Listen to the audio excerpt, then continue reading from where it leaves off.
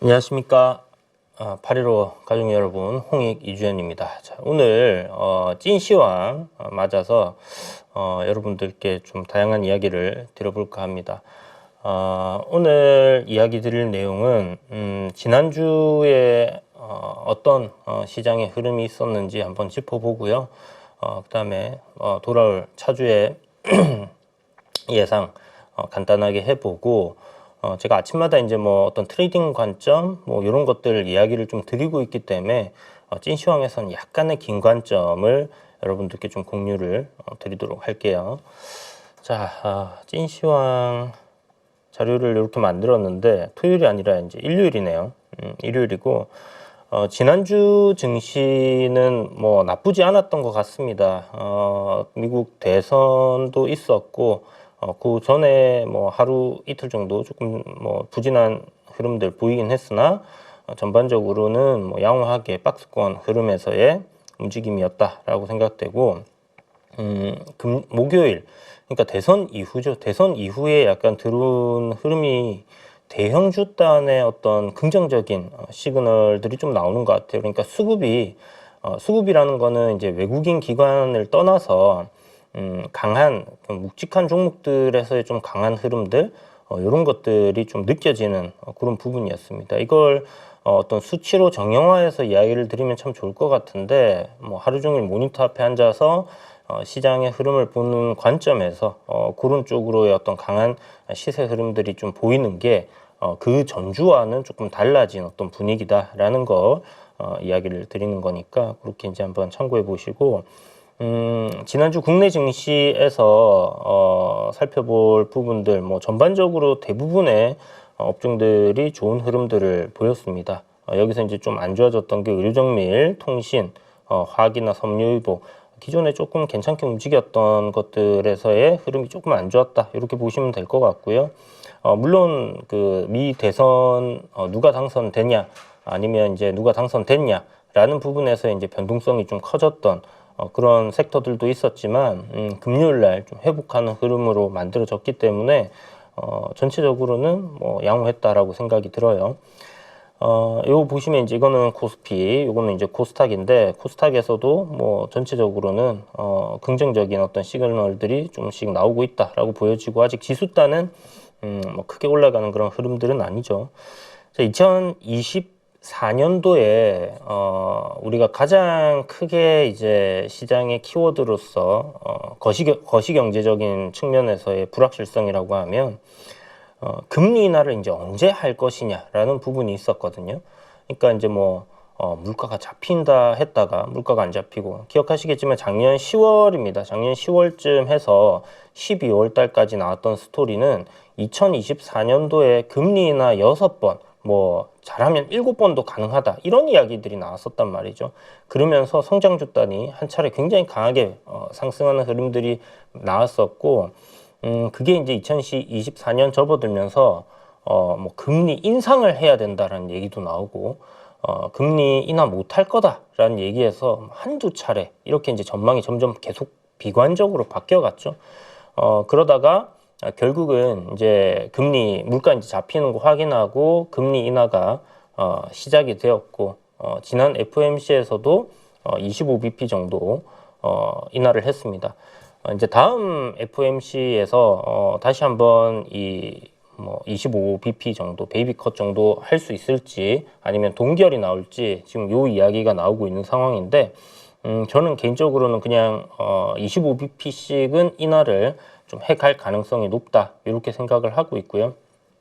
일단 트럼프가 된 시점인데 백악관에 들어간 건 아니잖아요. 그래서 트럼프가 되면 금리 인하를 조금 더 빠르게 진행시킬 가능성이 있다라고 생각하는데 과연 뭐 어떻게 될지는 조금 더 우리가 지켜봐야 되는 그런 부분이고 일단 뭐 금리 인하의 기조 그러니까 추세적으로 금리 인하를 한다는 건 변함이 없는 거예요. 그렇기 때문에 우리가 이제 언제 금리 인하하냐 요거에 대한 불확실성은 일단 해소가 되었기 때문에 요게 한 가지 가장 큰 어떤 포인트였다 증시에 있어서 결국은 이제 돈이 풀리느냐 안 풀리느냐 하는 그런 부분이었기 때문에 지금 기대감으로 일단 올라온 증시고, 금리 인하에 대한 기대감이죠. 인하에 대한 기대감, 그 다음에 기업들 실적에 맞물려서 이렇게 상승이 나왔고, 미국 증시 같은 경우에.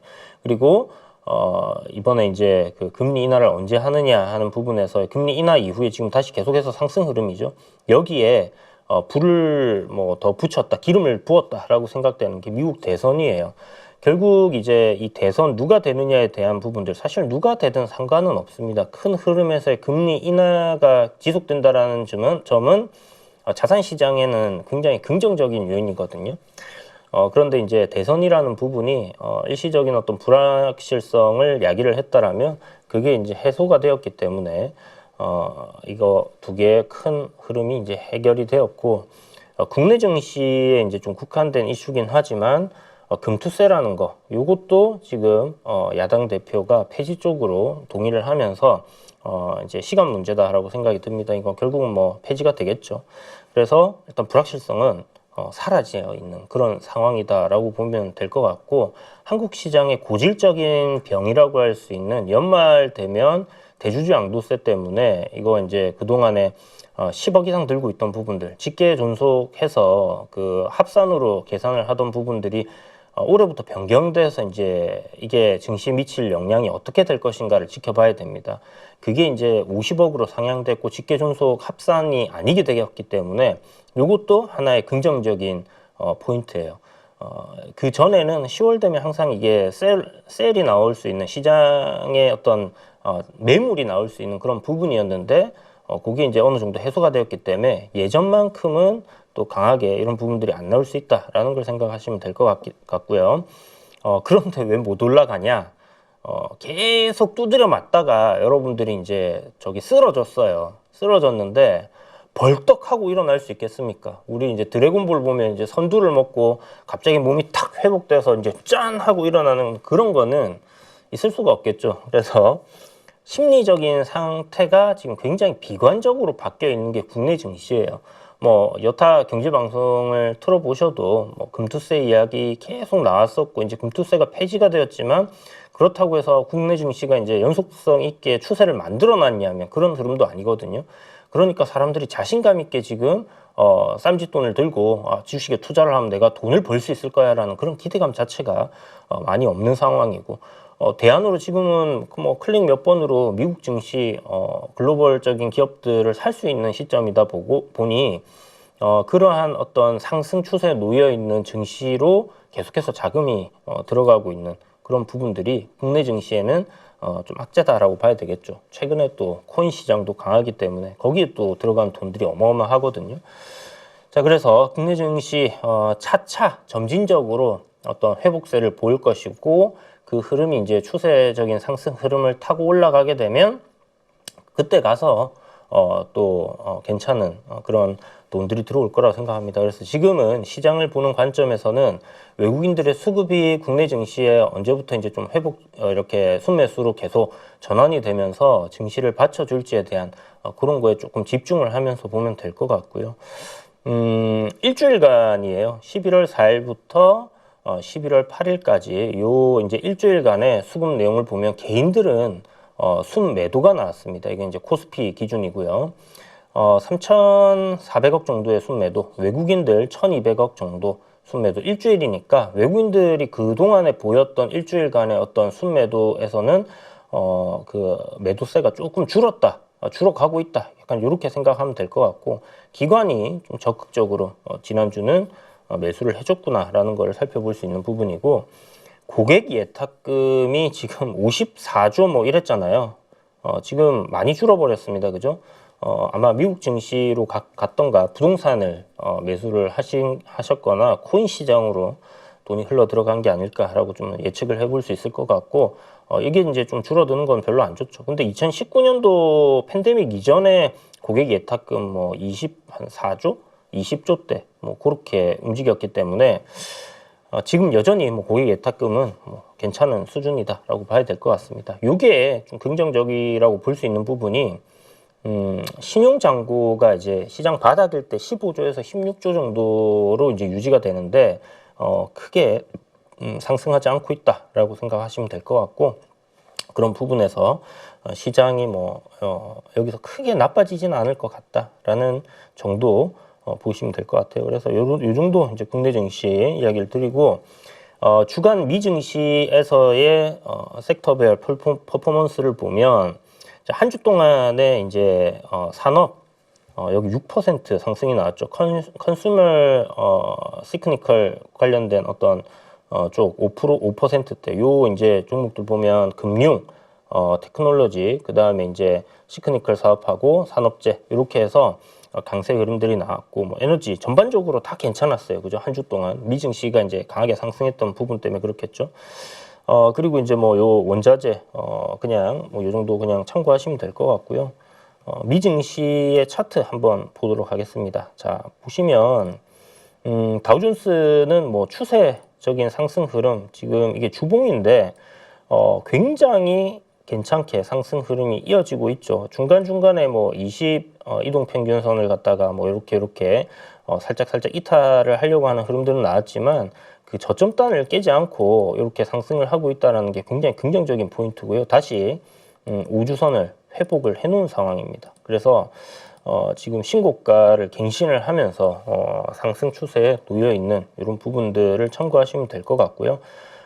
이게 지금 어떤 트렌드 상으로 보자면 추세대를 딱 만들어 놓고 그 추세대의 흐름대로 지금 상승을 하다가 그걸 돌파를 했거든요. 그러면 요 추세대에서 상승한 폭만큼 또 상승을 해서 우리가 다음 목표 지점을 이렇게 한번 잡을 수 있을 거예요. 그거는 뭐 그냥 기술적인 포인트로 우리가 살펴보는 부분이니까 그냥 참고 정도만 여러분들이 나중에 하실 수 있도록 제가 카페에다가 또 올려드리도록 하겠고요. 여기 이제 나스닥은 이게 2만 포인트를 향해서 돌파하고 있는데 이게 대라운드 피겨지 않습니까? 1만, 2만, 요 2만 포인트를 어떻게 고지를 점령하고 더 갈 것인가 하는 부분, 그게 이제 하나 있다라고 보시면 되고, 일단 파동상의 흐름들을 보면 일단 미증시는 이렇게 이제 상승이 나올 때 23에서 한 24% 정도 상승이 나오면 조정 국면으로 한번 들어갔던 그런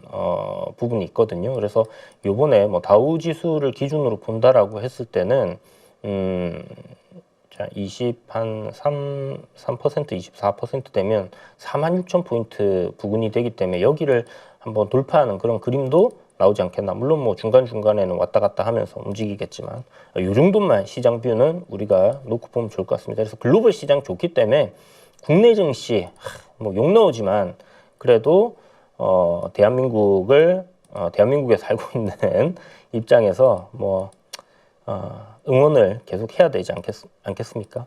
자, 보시면 이제 박스권에서의 흐름이고, 여전히 주봉상 보게 되면 주봉상 10주선을 하회하고 있어요. 여기 이제 주봉상의 어떤 추세를 볼 때 이 10주선을 좀 기준으로 해서 10주선 위로 올라가 있으면 좀 상승 추세, 10주선 아래에 있으면 좀 하락 추세로 보면 좋은데, 이 10주선이 지금 하락하고 있는 계속 그런 상황이기 때문에 이 10주선이 돌려서는 주가가 올라서야 되겠죠. 그런 흐름이 만들어지고 가기까지는 시간이 조금 걸릴 거다라는 그런 관점은 좀 생각을 해두시고, 그렇다면 지금 그게 이제 서서히 일어난다라고 하면 뭐 지금 구간에서 우리가 좀 지수 관련 종목들 뭐 저점에서 매수를 한다든지 하면서 또 단기적인 종목들 좀 매매를 하는 그런 포인트로 시장에서 일단 생존 전략, 살아남아 있어야 나중에 좋은 장이 왔을 때 우리가 베팅을 세게 할 수 있겠죠.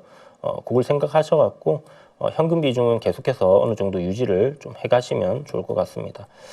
자, 다음 주 관심 섹터 앤 테마인데요. 지금 헬스케어가 이게 이제 죽는 거 아니야라는 고민을 조금 하고 있었는데 대장주인 알테오젠 살아있네 딱 하면서 그냥 빨딱 세워버렸습니다. 그죠? 금요일 날에 여기 이제 굉장히 강한 흐름이 나왔는데, 알테오젠 그 카페에서 제가 채팅하면서 종가 매수로 알테오젠을 할까 말까 고민 중이다라고 수요일쯤에 얘기를 했거든요. 요 날입니다. 왜 그렇게 얘기를 했냐면, 보시면 앞에 이제 저항이 이렇게 있잖아요. 딱 저항이 정확하게 잡혀 있던 그런 구간인데, 요 저항단을 만약 돌파하게 됐을 때 시세가 한번 좀 나와줄 수 있는 그런 구간이에요. 여기도 보면 이런 저항을 돌파할 때 시세가 나왔잖아요. 그래서 그런 흐름이 잡히지 않겠나 했는데 다음날 헬스케어 종목들이 꽤나 큰 폭의 조정을 받았죠. 그렇지만 지수가 반등 나올 때 알테오젠이라든지 리가캠들 보신 분들은 아시겠지만 아래 꼬리를 달고 굉장히 강한 반등이 나와줬어요. 이렇게 꼬리가 달렸을 때 중요한 포인트는 뭐냐면 시가가 하락 출발해버리면 이거는 그 꼬리를 잡아먹는 음봉이 한 번 정도 더 나옵니다. 그런데 이게 시가가 상승 출발했기 때문에 굉장히 폭발적인 상승 흐름이 이렇게 만들어졌고 저항 돌파하면서 매수세가 이렇게 강하게 쏠렸어요. 그러면 이 종목이 어떤 호재가 있긴 했지만 섹터의 대장이었고 시장을 주도하는 주도 섹터 내의 대장이었기 때문에 주도주 매매를 하는 많은 사람들, 큰 손들이 여기에 시원시원하게 베팅이 들어온 날이라고 생각하시면 돼요. 그래서 지금 보면 거래 대금이 굉장히 좀 많이 터졌기 때문에 여기서 뭐 연속성이 바로 이렇게 치고 올라가는 그림이 나올지는 모르겠지만 저는 일단은 만약 알테오젠을 우리가 공략해야 된다라는 관점이라면 눌림을 기다려 볼 생각입니다. 뭐 놓치면 어쩔 수 없죠. 그렇지만 일단 중요한 거는 대장이 이렇게 살아있고 얘가 고가놀이를 해간다. 추세가 무너지지 않는다라는 관점이라면 제 생각에는 그냥 다른 어떤 섹터들 다른 섹터가 아니라 그 헬스케어 내에 있는 그 다른 종목들 역시나 마찬가지로 상당히 그 긍정적인 흐름들이 나올 수 있거든요. 우리가 단기적으로 볼 때 이 저점들을 아예 이탈시키지 않았잖아요. 보시면 이제 유한양행 같은 경우는 이제 이런 것들을 이탈시켰기 때문에 주가가 좀 많이 빠진 부분이고 리가캠도 이탈시키지 않았어요. 그래서 요 흐름을 놓고 우리가 봤을 때는 지금 요거를 이제 평행이동 한번 시켜서 채널을 만들어 보면 전반적으로 이제 굉장히 긍정적인 포인트가 이렇게 잡히는 거죠. 뭐 요 정도까지 볼 수도 있겠지만 저는 이렇게 본다면 이걸 돌파시켰기 때문에 여기서 돌파 이후에 한 차례 눌림 그리고 또 상승하는 흐름 이렇게 좀 예상을 해보겠습니다. 일단 추세는 상승이니까 아우 뭐 너무 많이 올랐는데 무서운데 그거는 이제 그 감정인 거고 우리의 감정이 좀 무섭다 많이 올라왔다라는 거는 감정인 거고 뭐 감정적인 부분을 떠나서 방향은 지금 계속해서 올라가고 있는 상황입니다.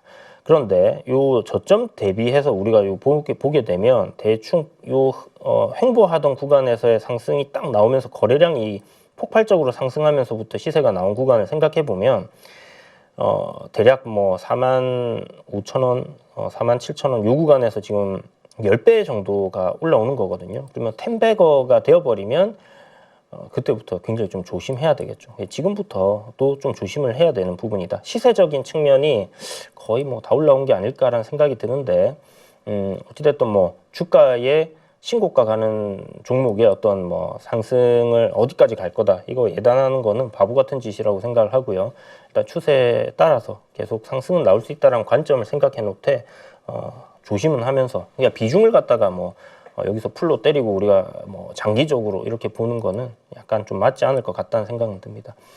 어쨌든 뭐 요 정도 뷰 여러분들 생각해 두시고 헬스케어가 포인트는 여전히 시장의 주도 섹터로서 강하고 대장이 살아있기 때문에 그렇다면 그동안에 이제 알테오젠이 올라가는 동안에 중소형단의 어떤 헬스케어들이 이제 바닥바닥 하다가 최근에 이제 옆으로 이렇게 횡보하는 흐름이 나오니까 좀 많이 조정을 받았죠. 그런 것들이 다시 한번 치고 올라오는 그림이 될지 그걸 보시고 뭐 그런 것들이 있다면 뭐 매매 관점을 보시면 좋을 것 같아요. 샤페론이라는 종목도 뭐 굉장히 끼가 있는 종목이었는데 보시는 것처럼 이제 조정을 이렇게 받다가 요번에 알테오젠 좋은 흐름 나오니까 이제 돌린 것처럼 추세적인 상승이 이어지고 있는 어떤 이 헬스케어 내에서의 중소형단의 종목들도 계속해서 좀 움직임들 나올 수 있다. 그래서 매매 관점으로 헬스케어는 대장주를 보면서 우리가 계속 공략해 볼 만하다는 생각을 가지고 있고요. 조선 관련 섹터가 굉장히 강했죠. 이게 이제 트럼프랑 윤석열 대통령이 대화를 하면서 이제 이 미국과 조선 쪽의 협력, 요건 결국은 이제 뭐 군함 쪽이 될 겁니다. 뭐 상선이라든지 이런 거는 뭐 중국에 주던 한국에 주던 뭐 상관이 없을 텐데 미국은 이제 군함을 만들 수 있는 그 도크를 가지고 있는 어떤 조선소 자체가 몇 안 되죠. 그래서 실질적으로 어떤 군함을 전투용 군함을 갖다가 우리에게 설계를 맡기거나 이런 것들은 보안상의 문제 때문에 안 되겠지만 이런 그 군함들을 수리하고 재정비하고 뭐 1년이나 2년 됐을 때 배는 이제 바닷물 때문에 녹이 쓸거든요. 그래서 페인트 녹도 제거해줘야 되고 페인트도 다시 해야 되고 안에 이제 그 발라스트 탱크에 이제 들어오는 머드라든지 이런 것들을 이제 또 제거를 하는 그런 작업들을 다 해야 되기 때문에 정비를 하는 그런 사업 요거를 이제 MRO라고 하는데 그거를 우리가 이제 계속해서 수주해 나갈 수 있다. 그러면 그 MRO를 해야 됐던 어떤 미국에 있는 조선소들 몇 개가 한국들로 이제 빠지게 되면 걔네들은 신군함을 갖다가 선조를 할 수 있는 그런 여력이 생기는 겁니다. 그래서 이제 그런 쪽으로 가지 않겠냐. 근데 그것도 제가 봤을 때 지금 중국과의 군함 수를 생각했을 땐 부족하거든요.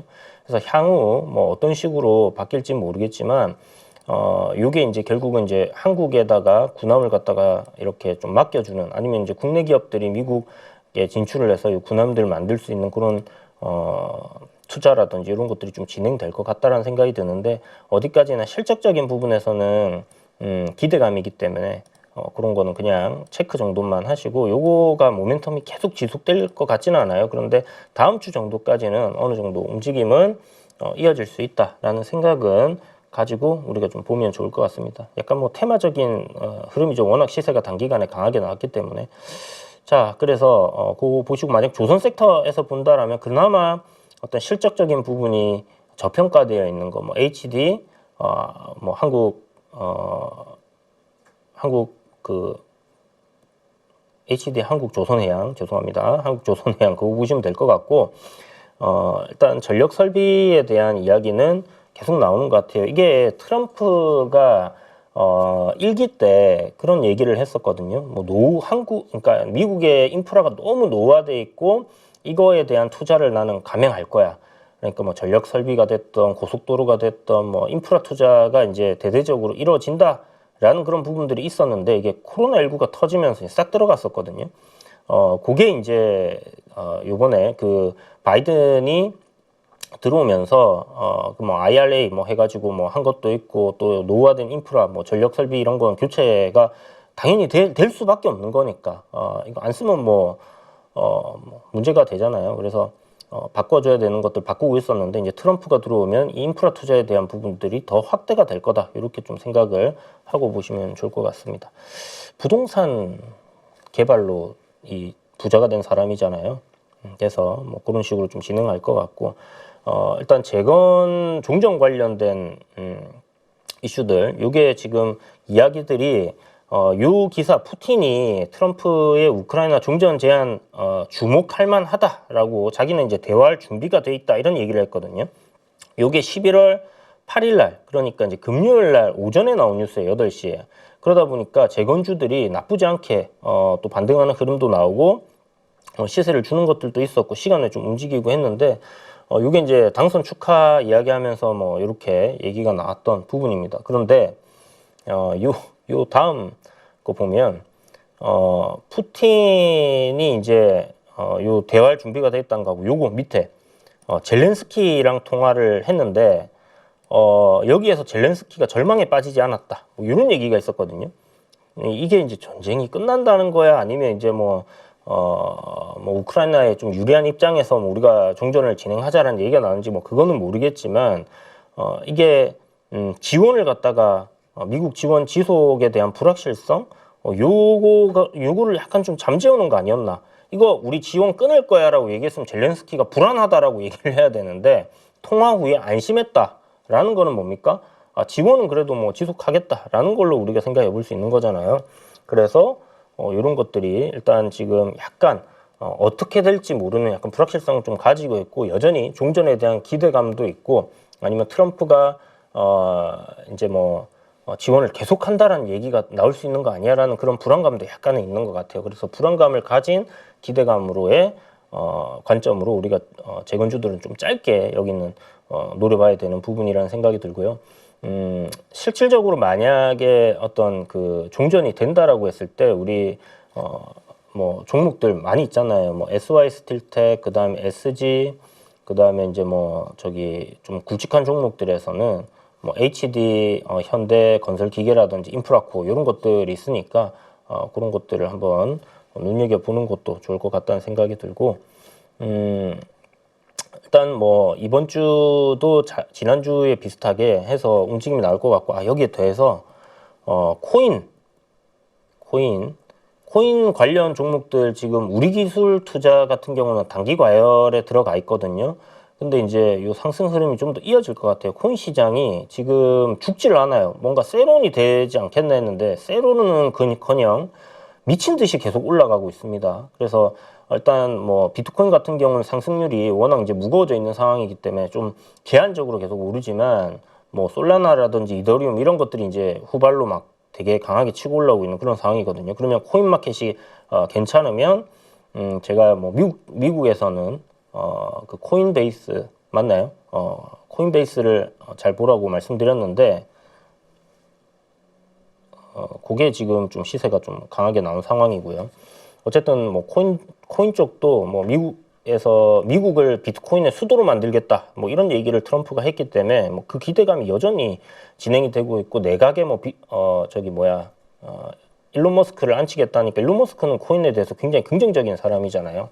그래서 그런 것들, 그 다음에 지금 미국에 이름이 생각이 안 나는데 뭐 750개 정도의 편의점을 그 프랜차이즈로 보유하고 있는 기업이 하나 있어요. 여기서 암호화폐를 갖다 결제 수단으로 이제 쓰겠다라는 얘기가 나왔기 때문에 실질적으로 이제 우리 암호화폐들이 결제 수단으로 활용이 될지에 대한 그런 부분들도 좀 눈여겨봐야 될 것 같습니다. 그래서 자산 시장이 이제 금리 인하 시점에 올라가는 상황에서의 코인 쪽은 좀 폭발력 있는 상승 흐름들 계속해서 좀 이어질 수도 있으니까 너무 큰 돈 말고 어느 일정 부분의 자산을 배분을 해서 이렇게 투자하시는 분들은 코인 쪽도 한번 잘 보시길 바라겠고요.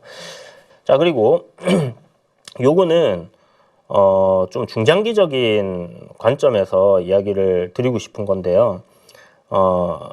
그 SFA 시장, 여러분 DS 단석 지난주 우리 이야기했던 것 세 종목 있었죠.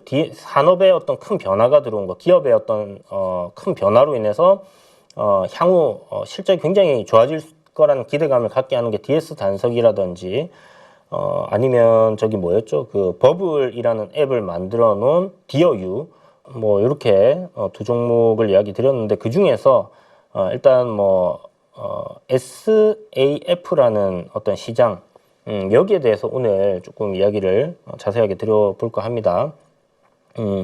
국제항공운송협회, 뭐 IATA라고 합니다. 여기에서 글로벌 SFA 수요가 2024년 24만 톤, 그러니까 지금 2024년이잖아요. 현재 24만 톤보다는 높겠죠. 앞으로 향후 6년간 이게 1835만 톤으로 70배 확대 전망이다라는 이야기를 했어요. 그러니까 뭐예요? 우리 2차 전지가 엄청나게 올랐던 이유가 결국은 이제 친환경 정책 때문에 이 자동차들이, 내연기관 자동차들이 전기차로 전환되는 그 시점에 수혜를 입을 거다라는 것 때문에 엄청나게 올랐잖아요. 그러면 지금 우리가 사용하고 있는 제퓨얼, 그러니까 항공유, 기존에 쓰고 있는 항공유가 SAF와 지금은 혼합되는 방식으로 사용을 하면서 이렇게 수요가 증가하는 건데, 갈수록 이 혼합률이 높아지고 결국은 이걸로 대체가 될 거다라는 부분이거든요. 그렇게 됐을 때 어떻게 됩니까? 수요가 굉장히 증가하겠죠. 그거를 2030년까지 이렇게 70배가 확대가 된다는 얘기를 한 거예요. 그러면 어떻게 돼요? 요걸 생산하는 기업들의 매출과 이익은 성장할 수밖에 없겠죠. 그래서 그런 관점으로 생각하는 사람들이 많기 때문에 DS 단석이 요거 아마 월요일부터는 단기 가열일 것 같은데 들어가는 거고, 요게 이제 조정이 나오면 제가 사라고 이야기를 드렸던 이유가 거기 있습니다. 뭐 이번에 또 조정 나오면 또 살만한데 밸류적으로도 여전히 이제 싼 구간이었기 때문에 요거는 뭐 밸류도 싼데 좋은 이슈가 붙어 있고 실적도 괜찮은 기업이면 할만하잖아요, 그죠? 그래서 이제 그렇게 뭐 모든 것들이 잘 맞아 떨어진 그런 종목이었기 때문에 단기간에 급등이 나와줬고, 차트를 잠시 보면요. 요게 지금 앞에 정고점을 한번 이제 또 추라이를 할 텐데, 하고 난 이후에 뭐 조정이 나온다든지 아니면 요번에 단일가 들어갔기 때문에 눌림 조정이 나온다라면 또 매수를 분할로 신규로도 또 접근이 가능하다 생각합니다. 근데 요 좀 올라와 있는 상황에서 접근을 하는 거니까 비중을 갖다가 여기서는 뭐 20, 30% 살 거였으면 지금은 그렇게 사면 안 되겠죠. 조정을 조금 깊게 받을 수도 있다라는 생각을 항상 열어두고 좋은 기업은 더 싸게 살 수 있으면 좋잖아요. 그런 걸 생각해서 비중 한 절반 정도만 사고 또 조정 나왔을 때 눌림 나왔을 때 절반을 사고 이후에 더 밀리면 더 사겠다 이런 관점을 보시면 좋을 것 같고 기준 봉의를 할 수 있는 거래대금 최대로 나왔던 구간이 바로 여기입니다. 10만 한 3천 원 정도 이런 구간을 이탈하지 않는 선에서의 뭐 조정이면 긍정적으로 보고 가시면 될 것 같습니다. 이제 주봉 보면 뭐 이제 막 올라가기 시작한 그런 종목이기 때문에 일단 개인적으로 그 퍼 10배를 주는 관점이라면 한 14만 원짜리 정도까지는 갈 것 같은데 그게 이제 뭐 15배나 20배를 줄 수 있는 성장 섹터잖아요. 그렇게 만약에 인식이 된다라고 하면 이거는 뭐 20만 원 부근 앞에 보이는 뭐 이런 구간 17만 원에서 20만 원 정도까지도 상승할 수 있는 부분들은 분명히 나올 겁니다. 그러면 이제 우리 밑에서 사신 분들은 추세대로 좀 대응을 하시면 되고 조금 팔았다가 일부 팔았다가 추세 깨지면 또 조정 나왔다가 올라가고 하는 그런 흐름들 나올 때 저점을 뭐 매수 또 팔았던 거 매수하고 일부는 남겨놓고 그렇게 이제 하시면 막 다 팔아버리면 밑에서 포지션을 잃어버리는 거기 때문에 이게 막 돌릴 것 같을 때 막 마음이 조급해지는 그런 부분이 생기거든요. 그래서 그런 거를 배제하기 위해서 절반 정도만 좀 뭐 목표치 왔을 때 차익 실현하고 또 눌림 나오면 또 저점 매수하고 그런 식으로 해가시면 될 것 같고 뭐 아침 방송에서 제가 이런 것들 타이밍 나올 때 한 번씩 잡아드리도록 하겠습니다. 어쨌든 지금 나오는 내용이 유럽연합에서는 항공유의 SAF를 2% 이상 혼합하도록 의무화하고 있고 한국은 이제 1% 2027년부터 되는데 이게 미국은 이거에 대해서 굉장히 적극적으로 확대를 해갈 거예요. 그래서 그런 부분에서의 이제 수혜가 예상된다 보시면 되고 DS 단석 이게 이제 금요일에 나왔던 뉴스 때문에 이것 때문에 올랐는데 SK에너지, HD, 뭐 현대오일뱅크, S-오일 이런 데다가 뭐 공급하는 거 바이오 원료 초도 물량을 공급받는다라는 뭐 이런 것들을 갖다가 정유사에다가 이제 한다라는 그 이슈 때문에 올랐습니다. 그죠? 요거가 이제 뭐 기존에 있던 내용들이었고 요 내용은 그냥 보시면 뭐 미국은 2050년까지 항공유 100%, 유럽은 2050년까지 70%, 일본은 30년까지 10%, 한국은 조금 느리죠. 2027년까지 1%. 이렇게 이제 해간다라는 겁니다. 그래서 글로벌적인 어떤 트렌드이기 때문에 이게 뭐 국내에 국한된 이슈가 아니라 전 세계 아까 ITAT인가 뭐 거기서 바꾼다고 했죠. 그게 이제 우리 뭐 회사 기구 뭐 IMO 같은 그런 거기 때문에 항공 쪽에서는 거기서 결정되면 그렇게 진행을 해야 됩니다. 안 그러면 그 나라의 연공에 못 들어가는 그런 상황이 생기고 요게 또 하나 더 볼 거는 우리 그 선박도 친환경 지금은 벙커 C를 쓰고 있죠. 벙커 C 이게 이제 황이랑 어떤 이제 굉장히 안 좋은 매연들을 많이 발생을 시키기 때문에 유럽이라든지 미국이라든지 차츰 친환경 에너지로서의 이제 변화를 줘야 된다 이런 얘기가 나오면서 나왔던 게 암모니아, 그죠? 암모니아를 원료로 이제 가는 선박. 그 다음에 요거는 뭐 저는 현실성 없다라고 생각하거든요. 왜냐하면 이거는 굉장히 독성이 강하기 때문에 불가능하다라고 좀 생각을 하고 있고 가능성 그 다음에 나온 얘기가 SMR이거든요. SMR 개발 안 됐잖아요. SMR이 되면 뭐 선주도 굉장히 좋겠죠. 적은 연료 비용으로 뭐 운항이 가능하기 때문에 SMR 됐을 때는 뭐 설치비는 좀 높아지겠지만 성과는 높아지겠지만 연료비가 줄어들어서 제가 봤을 때는 해운업들은 굉장히 좀 매출에 대한 뭐 점프가 될 수 있는 그런 아이디어라고 생각하는데 아직은 그냥 이야기만 나오고 있는 단계이기 때문에 요 두 개를 갖다가 뭐 실질적으로 대안으로 생각하기는 어려워요. 그래서 지금 대안으로 생각할 수 있는 건 뭐냐? 바이오 디젤. 이게 아까 어디입니까? DS 단석에서 만드는 거죠. 그래서 바이오 디젤이 결국 대안으로 될 가능성이 높다라고 생각하시면 되고 요게 이제 사용이 되게 되면 그 수요가 이제 더 늘어나겠죠. 아까 전에는 그 국제 항공 운송 협회에서 얘기를 한 거잖아요. 해운까지 들어가면 규모가 훨씬 더 커질 것 같아요. 그래서 요거 이제 뭐 다들 아시는 뉴스고 증권업계 뭐 한 관계자가 얘기를 했답니다. 기사에 있는 내용인데 SFA는 일반 항공유 대비 적게는 2배, 많게는 5배 비싸다. 그 말인즉슨 뭐예요? 요걸 판매하게 되면 매출이나 이익단이 늘어날 수 있겠다라고 보시면 되고 굉장히 매력적인 신사업이다라는 부분입니다.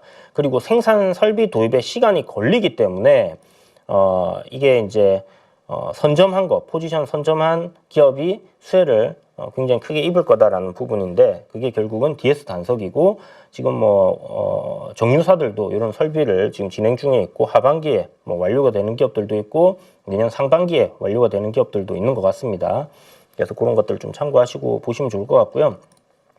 그래서 SFA 시장의 수혜주, 지금은 DS 단석 이게 하나가 움직이고 있는 상황인데 이 친구가 주가가 엄청나게 많이 올라가요. 예를 들어서 그럼 몇 배가 올라가게 되면 어떤 현상이 일어났냐? 아니 이 SAF 관련 종목들 없어? 이렇게 시장에서 분명 찾는 흐름이 나올 거예요. 우리 그 시장에서 알테오젠이라든지 아니면 유한양행이라든지 헬스케어들이 쫙 올라가니까 밑에 바닥에 붙어있던 애들이 어떻게 됩니까? 막 시세를 내기 시작하면서 섹터가 전반적으로 올라가는 그런 흐름을 보여주잖아요. 그래서 이번에도 그런 흐름은 일어날 거다. 왜? 이거는 항상 시장에서 일어나는 현상이에요. 올라간 거는 DS 단석은 못 사겠고 위에서 너무 올라간 것 같으니까 그러면 이와 비슷한 사업을 하는 기업은 뭐가 있을까? 바이오 연료 사업을 하는 기업들 뭐가 있을까 해서 안 오른 것들 막 찾는단 말이에요. 이게 이제 기본적인 사람들의 심리기 때문에 그런 관점으로 또 후발주들이 움직이게 되어 있습니다. 그래서 제가 오늘 여러분들께 요 이야기를 드리기 위해서 근데 이게 아직 추세적으로 막 상승이 나오거나 거래 대금이 있거나 한 건 아니기 때문에 관심을 갖고 보되 그 추세가 상승으로 전환이 되거나 아니면 이런 것들이 어떤 시장에서 변화가 나올 때 그때부터 좀 모르고 있다가 저거 왜 가지? 하는 것보다는 저것 때문에 가는구나라면 그때부터 이제 접근을 할 수가 있겠죠. 그래서 미리 공부해 놓자는 차원에서 이야기를 드리는 거니까 그렇게 들어주시면 좋을 것 같고요. 자, 하나증권에서 지난 요거 굉장히 오래된 보고서입니다. JC 케미칼이 인도네시아 팜 농장을 확보해서 바이오 연료 원재료를 직접 생산할 수 있는 밸류체인을 이미 구축했다. 이게 올해 나온 기사가 아니라 이거 한 몇 년 전에 나온 거예요. 올해 하반기 글로벌 정유사와 협업을 지속 가능하고 어쩌고저쩌고 이렇게 나와 있죠. 그래서 요거 JC 케미칼도 지금 DS 단석처럼 관련된 사업을 하고 있다라고 보시면 좋은데 차트는 역배열로 내려가고 있는 거죠. 그게 이제 저점을 잡고 다시 방향을 돌리는 그런 시점이 오게 되면 JC 케미칼도 이 성장 산업이잖아요. 성장 산업의 수혜주로 보시고 투자를 하시면 좋을 것 같고 흑자 기업입니다. 거기다 PBR로 따지면 엄청 저평가되어 있어요. 그런데 아시겠지만 화학 섹터 자체가 지금 안 좋은 흐름이다 보니까 JC케미칼도 그렇게 뭐 주가가 상승으로 올라가진 않고 있고 실적 대비해서 약 한 300억 정도, 400억 정도의 영업이익이 나오는데 요게 지금 시총이 1000억 정도인가? JC케미칼 한번 봅시다. 이게 지금 제일 그나마 괜찮아 보이더라고요. DS 단석 다음에는. 근데 보시면 이건 이제 거래량 보면 안 되고 거래 대금을 봐야죠. 지표 추가. 자, 거래 대금 보시면 엄청나게 안 좋아요. 4억 뭐 엄청 적습니다. 그래서 지금 뭐 모아간다는 전략이면 굉장히 조금씩밖에 못 살 것 같아요.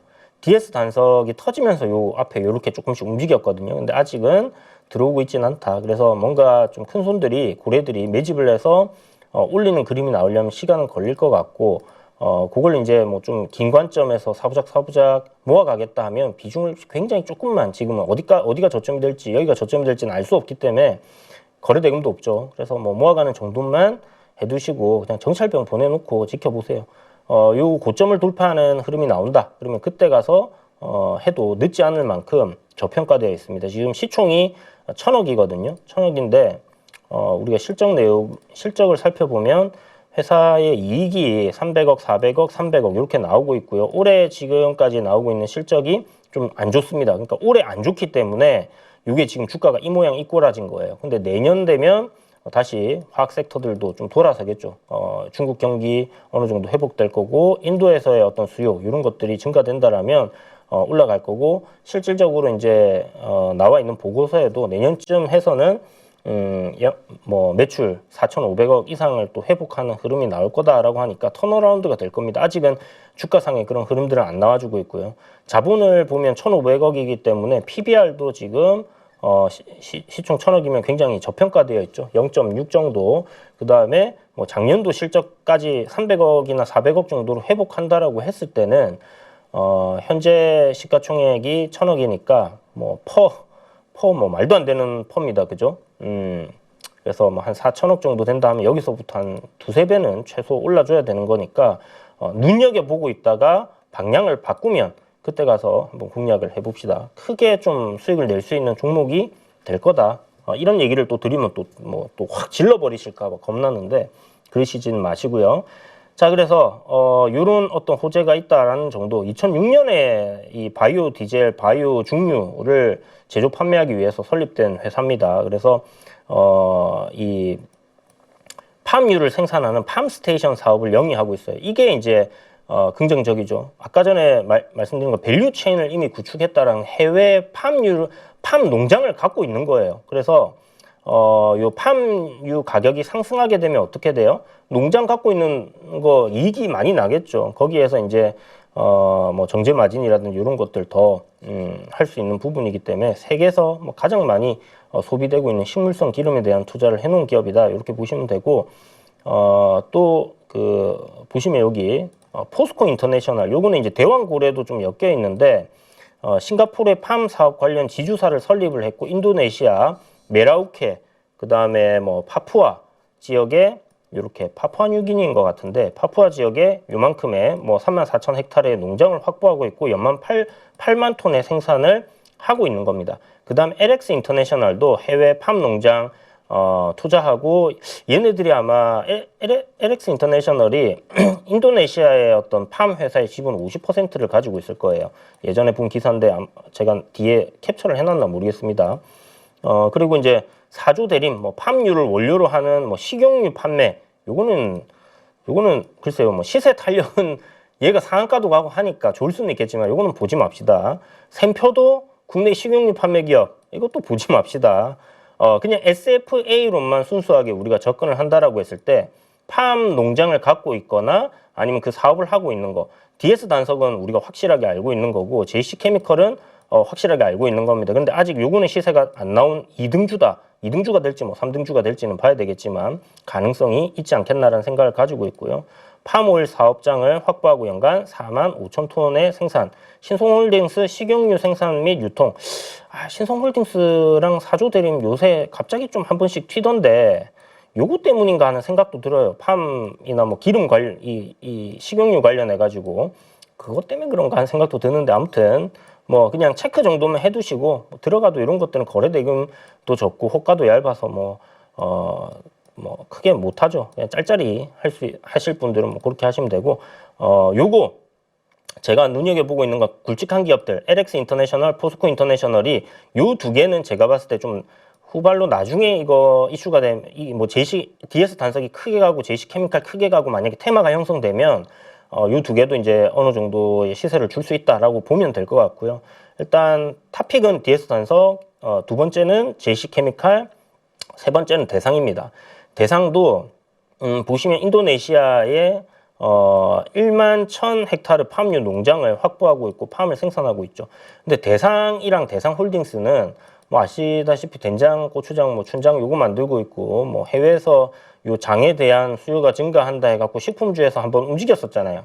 거기다가 뭐 차기 대권 주자의 어떤 인맥 관련주로 엮이면서 한 차례 시세가 크게 나왔던 부분이 있습니다. 여전히 지금 거래 대금은 적고 바닥에 붙어 있는데 글쎄요, 이게 이제 부각이 되고 또 차후에 대선주까지 부각이 된다라고 했을 때는 뭐 실적도 좋은 기업이니까 우리가 한번 계속 눈여겨보고 있다가 요 실적 괜찮은 것들 있죠. 실적 괜찮은 것들. 이게 지금 긴 관점의 얘기를 드리는 거잖아요. 물론 테마가 형성된다 하면 단기간에 시세 크게 나올 수 있겠지만 어떤 투자의 관점으로 성장 섹터에 투자를 하자는 관점으로 이야기를 드리는 거니까 굉장히 잘게 나눠서 분할 매수 관점, 거래대금 없는 기업들이기 때문에 하시고 그 다음에 이게 부각이 되는 시점에 비중을 넣으면 되는 겁니다. 그래서 그 전략까지 설명을 드리는 거니까 요 SFA 사업에 대해서 우리가 좀 한번 눈여겨보면 좋을 것 같다라는 관점에서 여러분들께 오늘 뭐 2차 전지까지는 안 되겠지만 그래도 하나의 큰 성장 섹터가 지금 어떤 시장에서의 분위기를 타고 움직인다라는 부분에서 소개를 드려봤습니다. DS 단석 막 그때 얘기 드렸을 때 사신 분들 뭐 수익이시니까 기분 좋으실 거고, 근데 또 못 사신 분들은 아쉬워하실 거고 한데 요렇게 또 대안으로 볼 수 있는 것들도 있기 때문에 요거를 갖다 바스켓으로 뭐 DS 단속도 일부 사고, 아직 안 올라온 거 JC 케미칼도 조금 사고, 아까 말씀드렸던 뭐 대상이라든지 이런 것들을 하나의 묶음으로 여러분들이 이제 비중을 갖다가 뭐 3%, 3%, 3%, 3% 이렇게 해갖고 묶어서 사게 되면 뭡니까? 그게 바스켓 매수가 되는 거고, 뭐 한마디로 ETF가 되지 않겠나 이렇게 생각합니다. ETF가 있는지는 제가 확인을 안 해봤네요. 아무튼 DS 단석이 초급등을 계속 이어가면 이거 시장에서 분명히 다시 한번 또 이슈가 부각이 될 거예요. 그때를 노리기 위해서 미리 우리가 공부를 해두는 거다 이렇게 생각하시면 좋고, 오늘 찐시황 생각보다 시간이 좀 길어졌습니다. 여러분 긴 시간 시청해 주셔서 감사드리고요. 요 방송 끝나고 여러분들 스터디 하실 분들 채팅창에 제가 링크 드릴 테니까 들어오셔서 단기 매매들 월요일 날 공략할 것들 한번 같이 살펴보도록 합시다. 그럼 오늘 감사합니다.